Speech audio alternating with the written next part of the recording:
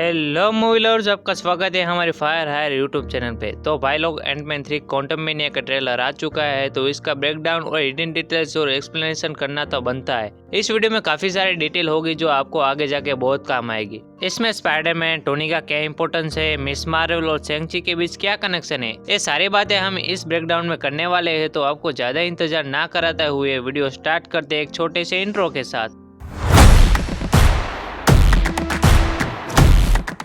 तो Ant-Man Quantumania का trailer start होते ही स्कॉट अपनी निजी जिंदगी के बारे में बताता है, कैसे वो एक चोर से एक एवेंजर बना। इसी के साथ बैकग्राउंड में हमें goodbye yellow brick road गाना बजता है, जो उसकी लाइफ के साथ मैच करता है।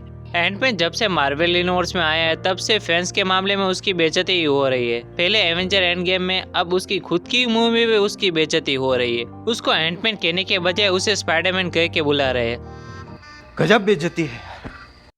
अब क्वेश्चन ये आता है कि ये सारी बातें स्कॉट किसे बता रहा है और लोगों को कैसे पता चला कि उसने भी एवेंजर एंड गेम के फाइनल बैटल में हिस्सा लिया था। तो इसका आंसर हमें मिस मार्वल की फर्स्ट एपिसोड में मिलता है, जहां हमें पता चलता है कि स्कॉट एक पॉडकास्ट चलाता है और इसी की वजह से लोग उसे अब पहचान रहे हैं। और जो स्टार्टिंग में स्कॉट अपनी सभी को अपनी जीवन गाथा सुना रहा है, वो एक शायद पॉडकास्ट का हिस्सा हो सकता है। और इसके लास्ट सीन में हमें स्कॉट को बॉस्किन रॉबिन के द्वारा स्कॉट को एम्प्लॉयर ऑफ द ईयर का टाइटल दिया जा रहा है, जहाँ वो एंटमैन की फर्स्ट मूवी में पहले जॉब करता था।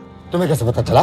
तुम्हें कैसे पता चला? इसी के साथ एमसीयू और एक न्यू हेयर कट वाली औरत को सामने लाया। स्कॉट और होप एक फंक्शन में जाते हुए नजर आते हैं, जिसमें होप ने अपना न्यू हेयर कट करवाया है, जो एकदम कॉमिक एक्यूरेट हेयर कट है। ये मार्वल वालों को क्या हेयर स्टाइल से कोई नफरत है? क्योंकि पहले तो अपने ब्लैक विडो ही अपना हेयर स्टाइल चेंज कर दी थी, लेकिन बाद में कैप्टन मार्वल, अब इसके अगले ही शॉट में हमें हैंक पिम का हाउस दिखता है, जो पहले हमें एंटमैन एंड एंटमैन 2 में देखने को मिला था। बाद में कैसी लैंग ने एक मशीन बनाई होती है, जैसे टोनी ने क्वांटम रेल में टाइम ट्रैवल करने के लिए जीपीएस ट्रैकर बनाया था, वैसे ही कैसी लैंग ने डीप स्पेस लेकिन क्वांटम रेल के लिए एक सैटेलाइट बनाई होती है। तभी क्वांटम रेल में एक सिग्नल जाता है और जेनेट कैसी को कह के मशीन बंद करने को कहती है, लेकिन तभी बहुत देर हो जाती है और सभी क्वांटम रेल के अंदर चले जाते हैं। कैसी की मशीन को पावर को एक ब्लू ऑर्ब से मिल रही होती है। वही सिमिलर ब्लू ऑर्ब हमें कैंग की शिप में भी देखने को मिला था, जैसे उन दोनों के बीच एक बड़ा कनेक्शन हो। उसी तरह का ब्लू ऑर्ब हमें पहले भी आयरन मैन 2 में देखने को मिला था। अब आप सोच रहे होंगे कि कहाँ हमें देखने को मिला था, तो ये ब्लू ऑर्ब तब देखने को मिला जब अपना टोनी आर्क रिएक्टर के लिए रिसर्च कर रहा था। इसके अगले ही शॉट में हमें क्वांटम रेल की एक छुपी हुई जगह देखने को मिलती है। शायद इस जगह को कैंग ने बनाया होगा। जब ये शॉट स्टार्ट होता है, तब जेनेट के डायलॉग सुनाई देते हैं, जिसमें जेनेट का डर साफ दिख रहा होता है, क्योंकि उसने इस क्वांटम रेल में 33 साल बिताए, जिससे वो इस जगह को औरों से ज्यादा समझती है, पहचानती है। इसीलिए जब कैसी कहती है कि वो क्वांटम रेल में सिग्नल भेज रही है, तब वो समझ गई थी कि सबकी वाट लगने वाली है। इसीलिए जेनेट मशीन को बंद करने को कहती है। बाद में जेनेट कहती हुई सुनाई देती है कि कुछ चीजें हैं जो उसने कभी नहीं बताई। इस डायलॉग से साफ पता चलता है कि जेनेट और कैंग के बीच बड़ा कनेक्शन हो सकता है। जेनेट इस दुनिया के बारे में काफी कुछ जानती है। उसे पता था कि उनके नीचे गुप्त ब्रह्मांड है, और उसे यह भी पता होगा कि उनको किसने क्वांटम रेल में खींचा है। वो कहते हैं कि यहाँ monster, unique landscape, creature, a bar, a gang और लड़ने के लिए एनिमीज को हमेशा ढूंढते रहते हैं। पूरे ट्रेलर में आपको ये ईस्टर एग बहुत पसंद आएगा, क्योंकि रिंग्स एमसीयू के मल्टीवर्स सागा का एक बहुत बड़ा हिस्सा है। ऐसा मैं क्यों कह रहा हूँ, वो आपको आगे जाके पता चल जाएगा। जैसा कि आपने कैंग के ब्रह्मांड में देखा ही होगा कि पूरे के पूरे सिटी पे रिंग्स लगी हुई है, जिससे पता चल जाता है कि इस रिंग से ही पूरे सिटी को पावर मिलती है। ये रिंग्स देखने में बिल्कुल शैंग-ची की 10 रिंग्स की तरह ही दिख रही है।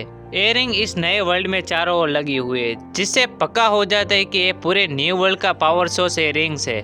मैं तो कह रहा हूँ कि एंटमैन इसे चुरा ले, तेरे पास भी शैंग-ची की तरह पावर आ जाएगी। क्या बात है सर, क्या बात है सर, क्या बात, ये बात है। एमसीयू के फेस 4 में कई सारी जगह पे रिंग्स का यूज होता हुआ देखने को मिला है। पहले हमें इटर्नल्स में देखने को मिला, बाद में शैंग-ची में देखने को मिला, और आखिर में मिस मार्वल का कड़ा, जिससे उसकी पावर अनलॉक होती है, जिससे आगे जाके ये सारी चीजें आपस में बड़ी कनेक्शन बनाएगी। सबसे खास बात तो ये है कि रिंग्स को ही दूसरी दुनिया का रास्ता बताया जाता है, जैसे कि थॉर द डार्क वर्ल्ड में, और आखिरी बार लोकी के सीजन के एंड में, जब ही वो रेमेंस बताता है कि कैसे एक दूसरे की ऊपरी ब्रह्मांड को कब्जा करने के लिए रिंग का उपयोग करके मल्टीवर्स की खोज की गई थी।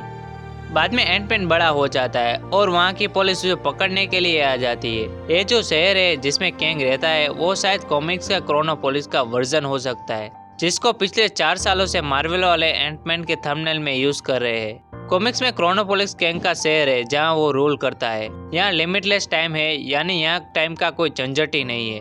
शायद आगे जाके ये जगह मल्टीवर्स सागा का महत्वपूर्ण हिस्सा बन सकता है। आगे जाके ट्रेलर में हमें एक चीज दिखाई देती है जो एक तरह से किसी चीज का पावर सोर्स लग रहा था। इस ट्रेलर में हमें दूसरी बार और देखने को मिला है। एमसीयू में इसी की वजह से कैंग एंटमैन से मिलेगा।